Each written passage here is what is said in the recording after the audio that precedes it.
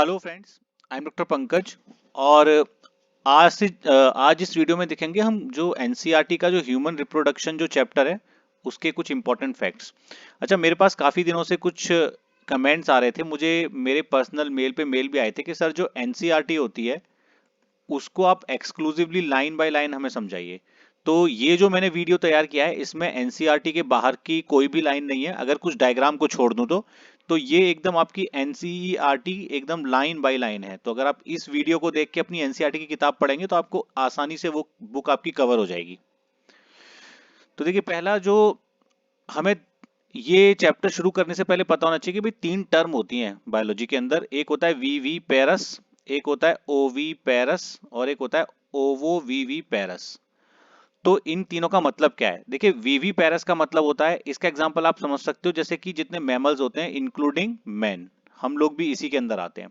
तो ये वो एनिमल्स होते हैं जो डायरेक्ट जो होता है चाइल्ड जो होता है या बेबी जो होता है उनको बर्थ देते हैं। जैसे कि हम इंसान हो गए या फिर लॉयन हो गया या फिर एलिफेंट हो गया, ये सब लोग बच्चे को जन्म देते हैं, ना कि अंडा देते हैं। तो इनको हम लोग बोलते हैं वीवी पेरस। और जितनी भी ऑलमोस्ट एवरी मैमल जो स्पीशीज हैं वो एक्सक्लूसिवली यही तरीका अपनाती हैं रिप्रोडक्शन का। दूसरा होता है ओवी पेरस। ओवी पेरस का मतलब होता है ये लोग अंडे देते हैं। ओके। और इनमें जो अंडे होते हैं वो they are placed outside the mother body, वो माँ की बॉडी के बाहर अंडे दिए जाते हैं, जैसे कि मुर्गी होती है। और इसमें जो होती है the mother's body is only responsible for a small amount of embryonic development. मतलब कि माँ की बॉडी के अंदर जो एम्ब्रियो होता है अंडे के अंदर उसका काफी कम जो पार्ट है वो डेवलप होता है। ज्यादातर जो डेवलपमेंट होता है वो अंडे के अंदर ही होता है, जो कि अंडा बाहर माँ दे चुकी होती है। तो ओवीपेरस जो ऑर्गेनिज्म होते हैं इनमें बर्ड्स भी आती हैं और रेप्टाइल्स भी आते हैं। तो एक हो गया विवीपेरस। विवीपेरस का एग्जांपल आप दो, एक देसी अगर भाषा में समझें तो जो कि बच्चों को जन्म देते हैं, और ओवीपेरस जो कि अंडे देते हैं। तो ये हो गया। अब एक बीच की टर्म होती है जिसको बोलते हैं ओवो वीवी पेरस। तो देखो, ओवो वीवी पेरस का मतलब होता है कि the egg develops inside the mother's body. इसमें जो होते हैं अंडे जो होते हैं माँ की बॉडी के अंदर ही डेवलप होते हैं। देखिए, अब आपको डाउट होगा, आप बोलोगे सर अंडे तो ये भी दे रहे थे ओवी पेरस। देखो, ओवी पेरस जो होते हैं इनमें क्या होता है कि अंडे वो देते हैं बट उसमें जो डेवलपमेंट होता है ना एग के अंदर, वो मदर की बॉडी के बाहर होता है, आउटसाइड द मदर बॉडी। जबकि ओवी पेरस में क्या होती है कि जो अंडे का जो डेवलपमेंट होता है ना वो माँ की बॉडी के अंदर ही होता है। तो where the yolk and the other fluid feeds them until the young are born.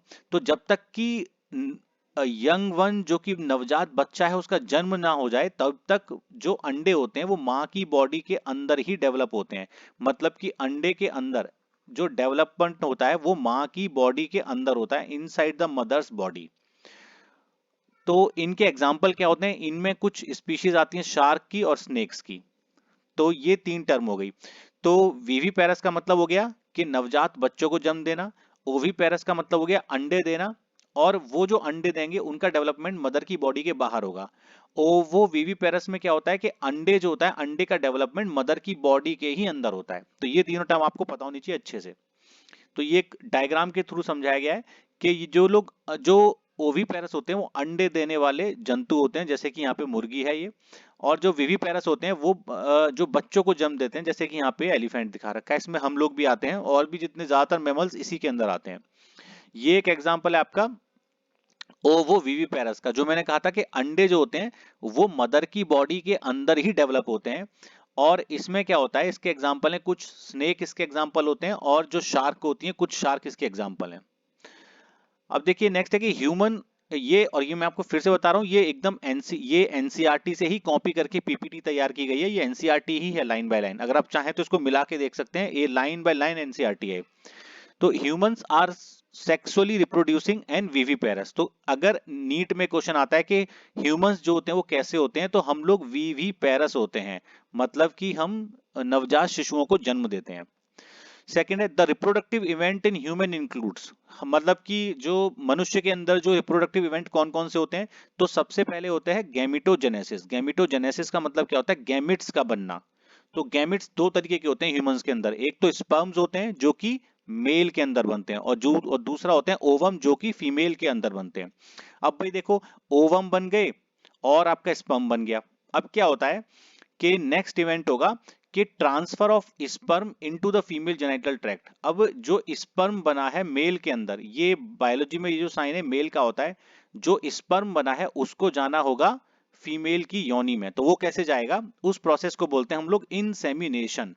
Insemination या सेक्सुअल इंटरकोर्स, आप इसको एक कॉमन टर्म में समझ सकते हैं। इस क्रिया से क्या होता है कि जो स्पर्म होता है वो फीमेल के जेनिटल ट्रैक्ट में जाता है, और वहां उसके बाद वो ओवम जो होता है, ओवम के साथ फर्टिलाइज हो जाता है। और तो ओवम आया, सॉरी ओवम था, उससे फर्टिलाइजेशन हुआ स्पर्म का। इस प्रोसेस को बोलते हैं फर्टिलाइजेशन। और इस जब स्पर्म और ओवम का फर्टिलाइजेशन हो जाता है तो उससे क्या बनता है, उससे बनता है जाइगोट। उससे बनता है आपका जाइगोट। तो भाई ये क्वेश्चन आपसे पूछा जा सकता है एग्जाम में, आपका चाहे 12th का वाइवा हो या फिर नीट हो। भाई एग्जामिनर पूछेगा कि भाई डॉक्टर साहब हमें ये बताओ कि, सॉरी डॉक्टर साहब नहीं, तब तक तो आप डॉक्टर बन नहीं पाएंगे, तो आपसे पूछेगा कि बेटा ये बताओ कि जो ह्यूमन के अंदर जो रिप्रोडक्टिव इवेंट्स क्या क्या होते हैं, तब बोलोगे सर सबसे पहले जो मेल होता है उसमें स्पर्म बनते हैं और फीमेल के अंदर ओवम बनते हैं। फिर सर जो स्पर्म होते हैं वो इंसेमिनेशन के द्वारा फीमेल की जेनाइटल ट्रैक्ट में जाते हैं, जहां स्पर्म और ओवम मिल जाते हैं, जिससे कि उनका फर्टिलाइजेशन हो जाता है और जाइगोट बनता है। तो ये बात आपको क्लियर होनी चाहिए।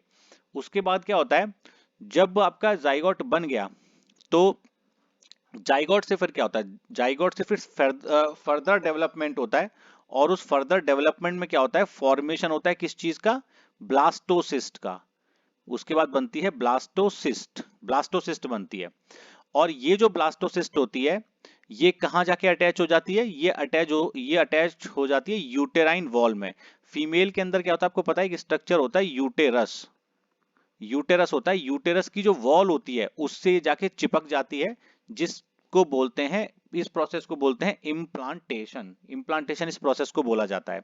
और जब ये इम्प्लांटेशन हो जाता है उसके बाद होता है एम्ब्रियोनिक डेवलपमेंट, क्यों, फिर जिसको आप बोलते हो जेस्टेशन पीरियड। तो ब्लास्टोसिस्ट आई, ब्लास्टोसिस्ट कहां पे गई, यूटेरस की वॉल पे जाके इंप्लांट हो गई, इंप्लांटेशन। उसके बाद क्या होगा, यहां पे होगा एम्ब्रियो का डेवलपमेंट, जिसको बोलते हैं जेस्टेशन, जेस्टेशन। ओके। और फाइनली जब बेबी बन जाता है तो उसके बाद बेबी की डिलीवरी होती है, जिस प्रोसेस को बोलते हैं पार्चुरेशन। तो ये एक प्रॉपर वे है जो कि होता है रिप्रोडक्शन में। तो देखिए ये फीमेल है, फीमेल से बनता है एग, एग या जिसको बोलते हैं ओवम, और मेल के अंदर बनते हैं स्पर्म। और फर्टिलाइजेशन, ये जब एग या ओवम स्पर्म के साथ मिल जाता है तो उस प्रोसेस को बोलते हैं फर्टिलाइजेशन। फर्टिलाइजेशन से बनता है जाइगोट, और जाइगोट से फाइनली बनता है एम्ब्रियो।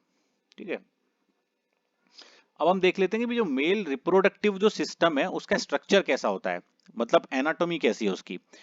तो जो मेल का जो रिप्रोडक्टिव सिस्टम होता है वो लोकेटेड कहाँ होता है, पेल्विक रीजन में, पेल्विस के अंदर। इसको पेल्विस भी बोल सकते हैं, पेल्विक रीजन। तो अगर कोई भी आपसे एग्जामिनर पूछता है कि बेटा male reproductive system human body के किस हिस्से के अंदर होता है, तो आपको बोलना है सर वो पेल्विस, पेल्विस के अंदर सिचुएटेड होता है।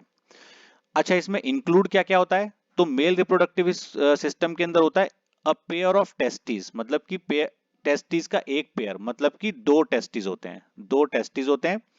और उसके साथ साथ क्या होती हैं, एक्सेसरी डक्ट होती हैं, कुछ ग्लैंड्स होती हैं, और एक्सटर्नल जेनाइटेलिया जिसको कि पेनिस बोलते हैं, ये होता है। अच्छा, अब ये क्या है, ये एक क्रॉस सेक्शन डायग्राम है, जिसको हम लोग सजिटल सेक्शन कहते हैं। जब आप मेडिकल में एमबीबीएस में फर्स्ट ईयर में जाओगे तब आप समझोगे सजिटल सेक्शन क्या होता है। अगर अभी के लिए हम क्या बताएं कि अगर आप ह्यूमन की बॉडी को बीच में से राइट और लेफ्ट इक्वल हिस्सों में काट दो तो जो स्ट्रक्चर दिखेगा एक साइड से वो होता है आपका ये वाला कट। तो इसमें क्या होता है, सबसे नीचे की तरफ देखोगे ये होता है यहाँ पे टेस्टिस, टेस्टिस होता है, ये टेस्टिस है यहाँ पे आपके पास। ठीक है। अब टेस्टिस किसके अंदर होता है, स्क्रोटम के अंदर टेस्टिस होता है। ये टेस्टिस हो गया आपके पास। अब टेस्टिस से क्या होती है, एक डक्ट निकलती है जिसको हम बोलते हैं वास डिफरेंस या वास डिफरेंशिया।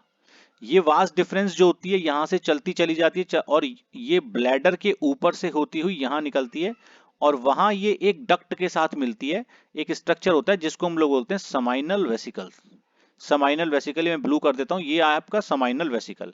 समाइनल वेसिकल के साथ जब वास डिफरेंस मिलती है तो वो कहां खुलती है? इजैकुलेटरी डक्ट में। तो ये क्वेश्चन आपसे पूछा जा सकता है कि भाई इजैकुलेटरी डक्ट कैसे बनती है, तो आपको बताना है सर इजैकुलेटरी डक्ट जो होता है जब वास डिफरेंस समाइनल वेसिकल से मिलती है तो उसको बोलते हैं इजैकुलेटरी डक्ट। मतलब कि इजैकुलेटरी डक्ट जो होता है वास डिफरेंस और समाइनल वेसिकल्स की जो डक्ट है उन दोनों से मिलके बनती है इजैकुलेटरी डक्ट। अब नेक्स्ट क्वेश्चन पूछा जाएगा कि ये इजैकुलेटरी डक्ट खुलती कहां पे है, तो ये इजैकुलेटरी डक्ट आप देखोगे ये यूरेथ्रा होता है, ये यूरिनरी ब्लैडर से निकला यूरेथ्रा, तो ये यूरेथ्रा जो होता है उसमें जाके खुलती है। तो ये क्वेश्चन आपको कभी नहीं गलत करने कि भाई इजैकुलेटरी डक्ट कहाँ खुलती है, तो सबको पता होना चाहिए कि इजैकुलेटरी डक्ट जो होती है वो आपकी खुलती है यूरेथ्रा के अंदर। ये आपका यूरिनरी ब्लैडर है, यूरिनरी ब्लैडर ये रहा यूरिनरी ब्लैडर, इससे निकला यूरेथ्रा और इसी यूरेथ्रा में आके इजैकुलेटरी डक्ट खुलती है और यहाँ पे एक स्ट्रक्चर होता है प्रोस्टेट ग्लैंड, ये प्रोस्टेट ग्लैंड होती है। अब क्या होता है, प्रोस्टेट ग्लैंड के जस्ट नीचे एक और ग्लैंड होती है जिसको बोलते हैं bulbo urethral gland, bulbo urethral gland. और उसके आगे बल्बो यूरेथ्रल ग्लैंड का सिक्रीशन भी इसी के सिक्रीशन में मिल जाता है इजैकुलेटरी डक्ट के सिक्रीशन में, और आगे आपका फिर यूरेथ्रा आता है, पेनिस में होते हुए यूरेथ्रा बाहर खुल जाता है। तो ये बहुत ही इंपॉर्टेंट डायग्राम है, ये आपको उसकी एनाटॉमी आपको क्लियर होनी चाहिए कि भाई टेस्टिस, टेस्टिस होता है स्क्रोटम के अंदर, उसके बाद टेस्टिस से निकलती है वास डिफरेंस, वास डिफरेंस फिर मिलती है किससे? समाइनल वेसिकल से और बन जाती है इजैकुलेटरी डक्ट। ये इजैकुलेटरी डक्ट यूरेथ्रा में जाके मिलती है, वहां पे ये प्रोस्टेट ग्लैंड के जस्ट नीचे बल्बोयूरेथ्रल ग्लैंड होती है और फाइनली ये यूरेथ्रा से होता हुआ ये आ जाता है आपका पेनिस में जाता है, ये वाला यूरेथ्रा का पार्ट। तो ये एक बेसिक आइडिया है। अच्छा, अब हम लोग इसका कोरोनल सेक्शन देख लेते हैं। कोरोनल सेक्शन ये है कि अगर आप ह्यूमन बॉडी को आगे और पीछे से दो समान हिस्सों में काटो तो जो स्ट्रक्चर दिखेंगे उनको बोलते हैं कोरोनल सेक्शन में। तो ये देखिए, ये आपका टेस्टिस है, यहाँ पे टेस्टिस है, टेस्टिस के ऊपर, टेस्टिस कहाँ होता है आपको पता होना चाहिए, स्क्रोटम, स्क्रोटम के अंदर टेस्टिस होता है। अब देख लेते हैं टेस्टिस को, जब आप टेस्टिस के भी अंदर जाके देखेंगे तो क्या क्या स्ट्रक्चर होते हैं। तो टेस्टिस के अंदर, टेस्टिस कुछ हिस्सों में बटा होता है और हर एक हिस्से को बोलते हैं टेस्टिकुलर लोब्यूल। तो टेस्टिस जो होता है डिफरेंट डिफरेंट टेस्टिकुलर लोब्यूल से मिल के बनता है। अच्छा, अब नेक्स्ट एग्जामिनर पूछेगा कि भी बेटा टेस्टिकुलर लोब्यूल्स के अंदर होता क्या है, तो टेस्टिकुलर लोब्यूल्स जो होते हैं उनके अंदर होती हैं, आपको मिलेंगी सेमिनिफेरस टिब्यूल, वो हम आगे के डायग्राम में देखेंगे। तो अब टेस्टिकुलर लोब्यूल जो होते हैं वो आगे किस चीज से मिलते हैं, वो मिलते हैं रेटिटेस्टिस, मतलब टेस्टिकुलर लोब्यूल लोब्यूल जो होते हैं उनके जो डक्ट्स हैं वो खुलते हैं रेटिटेस्टिस में, और रेटिटेस्टिस किससे कम्युनिकेट करता है? वास इफरेंशिया से। फिर वास इफरेंशिया जो होती है वो किससे कम्युनिकेट करती है? एपिडिडाइमिस से।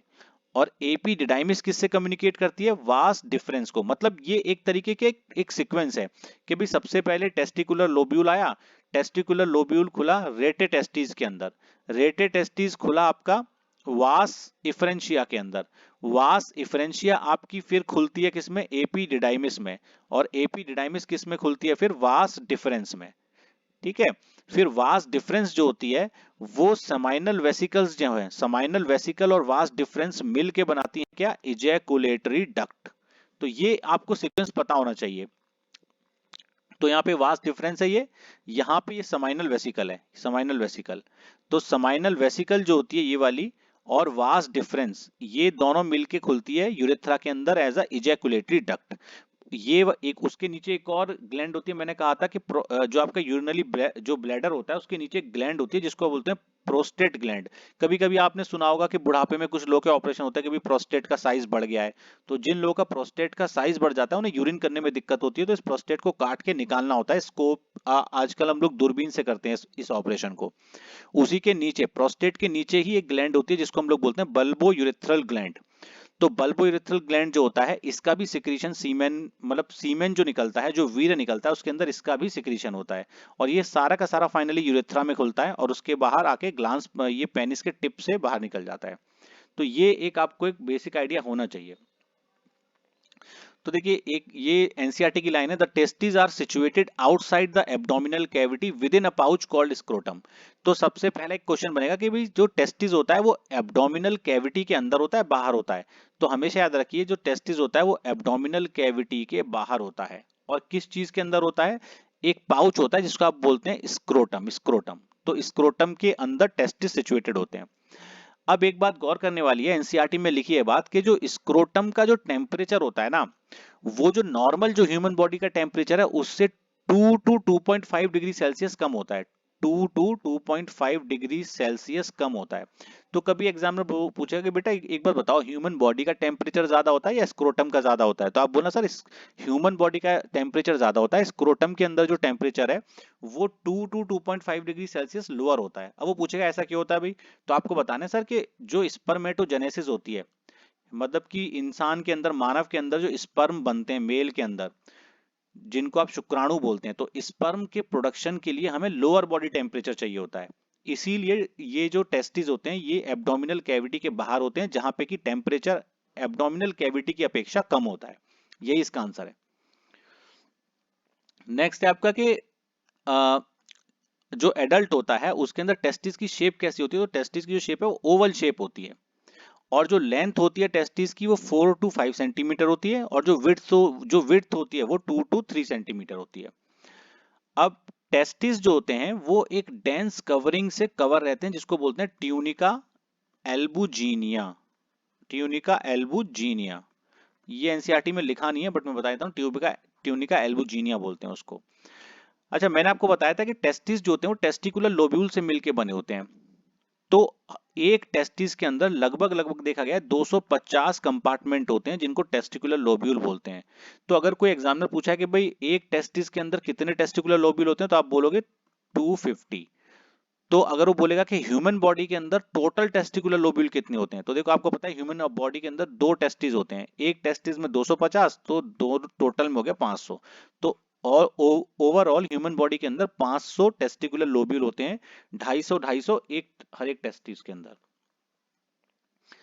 अब जो टेस्टिकुलर जो लोब्यूल होता है उसके अंदर मैंने आपको बताया था एक स्ट्रक्चर होता है जिसको बोलते हैं सेमिनिफेरस टिब्यूल। तो एक लोब्यूल के अंदर एक से तीन टेस्टिकुल सेमिनिफेरस टिब्यूल हो सकती हैं, और ये हाईली कॉइल्ड स्ट्रक्चर होती हैं, कॉइल की तरह होता है। आगे के डायग्राम में देखेंगे किस तरह की दिखती है। और क्या इसका इसका सिग्निफिकेंस क्या है, इनके अंदर स्पर्म का फॉर्मेशन होता है। तो अगर एग्जामिनर बोले कि बेटा प्रिसाइजली बताओ कि स्पर्म का फॉर्मेशन टेस्टिस के अंदर कहाँ होता है, तो आप बोलोगे सर टेस्टिस के अंदर सेमिनिफेरस टिब्यूल होती हैं जिनके अंदर स्पर्म बनते हैं। अब फिर वो पूछेगा, एक क्वेश्चन और आता है कि जो सेमिनिफेरस टिब्यूल है अगर आप उसको काट के देखोगे ना, तो उसमें दो तरीके की सेल होती हैं, एक होती है स्पर्मेटोगोनिया और दूसरी होती है सर्टोली सेल्स। तो एग्जामिनर पूछेगा बेटा सेमिनिफेरस टिब्यूल के अंदर कौन कौन सी सेल होती हैं, तो आप बोलोगे सर सेमिनिफेरस टिब्यूल के अंदर दो सेल्स होती हैं जो उसको लाइन करती हैं, एक तो स्पर्मेटोगोनिया, दूसरी सर्टोली सेल। तो ये एक ये एक डायग्राम है जो कि सेमिनिफेरस टिब्यूल का है। इसमें दो तरीके की सेल्स हैं, एक तो स्पर्मेटोगोनिया और दूसरी होती है आपकी सर्टोली सेल। एक और डायग्राम देख लेते हैं। ये डायग्राम है आपका, यहाँ पे ये हो गई आपकी स्पर्मेटोगोनिया, और ये स्पर्मेटोगोनिया है यहाँ पे, और उनके बीच में ये सर्टोली सेल्स हैं, और यहाँ पे ये ल्यूमेन में स्पर्म बन रहे हैं। तो ये आपको बात पता होनी चाहिए। ये फिर से वही डायग्राम है, यहाँ पे आपकी ये हो गई स्पर्मेटोगोनिया और सर्टोली सेल। तो जो आपकी सेमिनिफेरस टिब्यूल है उसमें दो तरीके की सेल्स होती हैं, सर्टोली सेल और स्पर्मेटोगोनिया। ठीक है। अच्छा, ये इस डायग्राम को एक बार फिर से देख लेते हैं। ये टेस्टिस का एकदम और ज्यादा माइक्रोस्कोपिकली देखा गया डायग्राम है। तो ये लोब्यूल है, ये लोब्यूल हो गया। लोब्यूल के अंदर आपको क्या मिलेगा, मैंने बोला था सेमिनिफेरस टिब्यूल, तो ये ट्यूबुलर स्ट्रक्चर होता है जिसको बोलते हैं सेमिनिफेरस टिब्यूल। और जो टेस्टिस की कवरिंग होती है उसको बोलते हैं ट्यूनिका एल्बुजीनिया, ये ट्यूनिका एल्बुजीनिया होती है। अब ये सेमिनिफेरस टिब्यूल जो होती है ये रेटिटेस्टिस में जाके खुलती हैं। फिर रेटिटेस्टिस किस में खुलता है, इफरेंट डक्ट्यूल में, जिसको बोलते हैं वास इफरेंशिया। फिर वास इफरेंट किस में खुलती है, एपिडिडाइमिस में। अब एपिडिडाइमिस के तीन पार्ट होते हैं, हेड, उसके बाद होती है बॉडी और टेल। ये डायग्राम आपको एनसीईआरटी में नहीं मिलेगा, ये मैंने अलग से लिया है। तो ये आप जब एमबीबीएस करोगे फर्स्ट ईयर वहां आपको देखने को मिलेगा। तो एपिडिडाइमिस के तीन पार्ट होते हैं, आपको ऐसे ये याद नहीं रखना, हेड, बॉडी एंड टेल। और उसके बाद एपिडिडाइमिस किस में खुलती है, वास डिफरेंस में। तो ये एक बेसिक स्ट्रक्चर है जो आपको पता होना चाहिए। अब जो मेल जर्म सेल्स जो होती हैं वो क्या होती हैं, वो they undergo meiotic division finally leading to sperm formation. तो जो देखो जो मेल जर्म सेल होती हैं वो 2n होती हैं, जेनेटिक्स में आप समझोगे वो 2n होती हैं। जब उनमें मियोटिक डिवीजन होता है तो एग्जामिनर पूछेगा बेटा जर्म सेल्स में कौन सा डिवीजन होता है, आपको बोलना है सर मियोटिक, माइटोटिक नहीं बोलना, मियोटिक डिवीजन होता है जिससे स्पर्म बनते हैं। तो इसमें जो आपके जो क्रोमोसोम है उनकी संख्या आधी हो जाती है, तो स्पर्म के अंदर n नंबर ऑफ क्रोमोसोम होते हैं।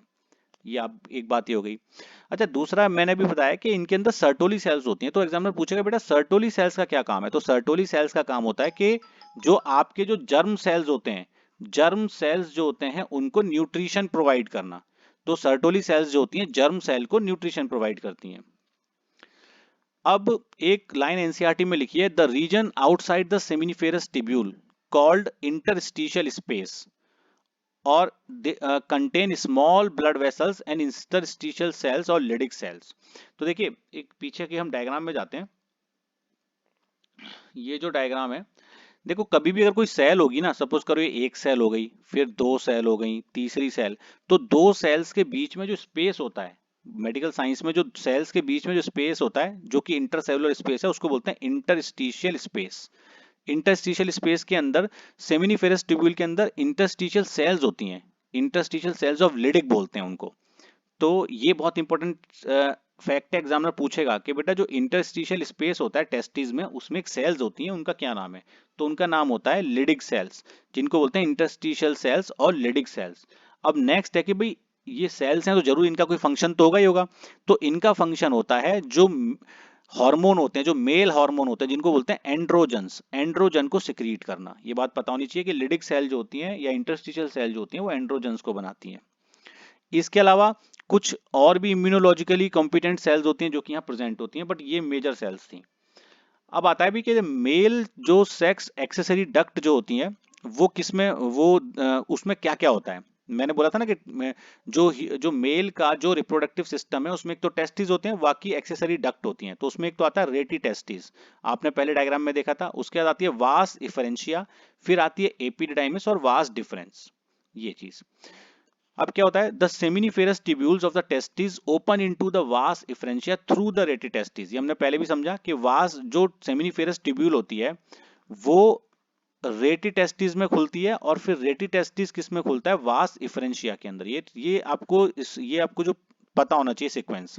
उसके बाद जो वास इफरेंशिया होती है leave the testis and open into the epididymis located along the posterior surface of the testis। उसके बाद जो वास इफरेंशिया होती है वो कहाँ खुलती है, मैंने बताया था एपिडिडाइमिस में, एपिडिडाइमिस में जो कि टेस्टिस के पोस्टीरियर सरफेस पे सिचुएटेड होती है। देखिए अगर बायोलॉजी को अच्छे से समझना है ना तो आपको डायग्राम जरूर याद होने चाहिए, और मैं बोलूंगा आप डायग्राम को बिना देखे ड्रॉ करने की आदत डालिए तो आपको ये सीक्वेंस रटने की जरूरत नहीं आएगी, आपको सब याद हो जाएगा automatically. Next, epididymis leads to vas deferens that ascend to the abdomen and develop and loop over the urinary bladder। जैसा कि हमने पढ़ा था उस डायग्राम में देखा था कि एपिडिडाइमिस फिर ऊपर की तरफ जाती है और यूरिनरी ब्लैडर के ऊपर से होकर फिर एक टर्न लेती है। उसके बाद ये जो एपिडिडाइमिस वास डिफरेंस जो होती है, it receives a duct from the seminal vesicle and open into the urethra as a ejaculatory duct। जो मैंने पूछा था कि एग्जामिनर पूछेगा कि भाई ejaculatory duct कैसे बनती है, तो जब वास डिफरेंस सेमाइनल वेसिकल के साथ जो डक्ट है ये दोनों मिलती हैं तब ejaculatory duct बनती है। These duct store and transport the sperm from the testis to the outside through the urethra। तो ये जो पूरा डक्ट सिस्टम है इसका पर्पस क्या है, इसका पर्पस है कि ये इनमें एक तो स्पर्म स्टोर रहते हैं उसके साथ साथ ट्रांसपोर्ट भी होते हैं। नेक्स्ट है आपका इंपॉर्टेंट कि the urethra originates from the urinary bladder and extends through the penis to its external opening called urethral meatus। ये सिंपल बात है कि यूरेथ्रा जो है वो आपको पता है ब्लैडर होता है ऊपर, यूरिनरी ब्लैडर होता है, यूरिनरी ब्लैडर से निकलता है यूरेथ्रा और पेनिस से होता हुआ बाहर टिप पे आ जाता है जिसको बोलते हैं यूरेथ्रल मियाटस। नेक्स्ट है आपका penis is the male external genital organ. तो जो मेल का जेनाइटल ऑर्गन होता है एक्सटर्नल उसको बोलते हैं हम लोग पेनिस। इंटरनल नहीं, इंटरनल में तो आपका टेस्टिस भी आ गया। अब क्या है कि पेनिस जो होता है it is made up of special tissue that helps in erection of the penis to facilitate the insemination. तो ये जो इसके अंदर स्पेशल टिश्यू होता है, कभी आगे इसके बारे में डिस्कस करेंगे, जिससे कि पेनिस में इरेक्शन होता है और जो सेक्सुअल इंटरकोर्स की क्रिया होती है जिससे कि वो इजैकुलेशन करता है सीमेन को फीमेल वेजाइना के अंदर और आगे का प्रोसेस हो पाता है। अब एक इंपॉर्टेंट चीज है, the enlarged end of penis called glans penis and it is covered by a loose fold of skin called foreskin. तो यहाँ दो टर्म बहुत इंपॉर्टेंट है, एक होता है ग्लांस पेनिस क्या होता है और दूसरा होता है कि प्रिप्यूज क्या होता है। ये मेडिकल साइंस में बहुत इंपॉर्टेंट टर्म है। तो आगे देखते हैं कि देखो पेनिस का जो आगे का हिस्सा होता है ना, जो थोड़ा सा एकदम टिप वाला ये हिस्सा, इसको बोलते हैं हम लोग क्या बोलते हैं, ग्लांस पेनिस, इसको बोलते हैं ग्लांस पेनिस। और इसके ऊपर ना एक स्किन का फोल्ड होता है, उस फोल्ड को बोलते हैं प्रिप्यूज।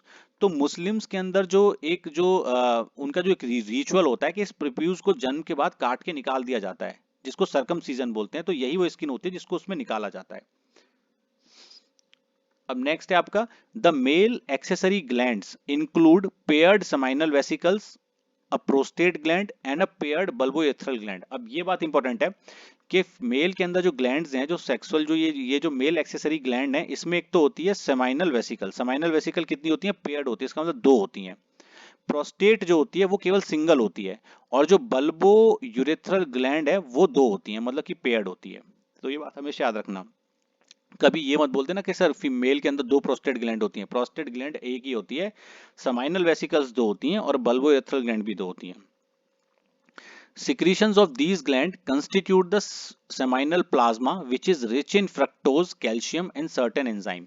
तो ये जो ग्लैंड है इनका पर्पस क्या है भाई, ये जो कहीं भी जब ह्यूमन बॉडी में या किसी की बॉडी में जो ग्लैंड्स होती है ना, वो कुछ सिक्रीशन प्रोड्यूस करती हैं। तो इन ग्लैंड्स के जो सिक्रीशन है उन्हीं से मिलकर सीमेन भी बनता है, सीमेन जिसको वीर्य बोलते हैं। और तो इनका जो सिक्रीशन होता है उसमें फ्रक्टोज होता है, फ्रक्टोज स्पर्म को एनर्जी देता है। इनके अंदर कैल्शियम भी होता है और कुछ एंजाइम्स भी होते हैं जो आपको फर्टिलाइजेशन में हेल्प करते हैं। नेक्स्ट है, the secretion of the bulbourethral gland also helps in the lubrication of the penis. ये इंपॉर्टेंट क्वेश्चन है, एग्जाम में पूछ सकता है कि बल्बोइरेथ्रल ग्लैंड का फंक्शन क्या है भाई। तो बल्बोइरेथ्रल ग्लैंड जो होता है ना, वो लुब्रिकेशन प्रोड्यूस करता है पेनिस के लिए, जिससे कि इंटरकोर्स करते टाइम पेनिस को इंसर्ट करने में आसानी हो। तो अभी मेल रिप्रोडक्टिव सिस्टम को यहीं पे एंड करते हैं, आगे का वीडियो फिर से बनाएंगे। Thanks for watching my video.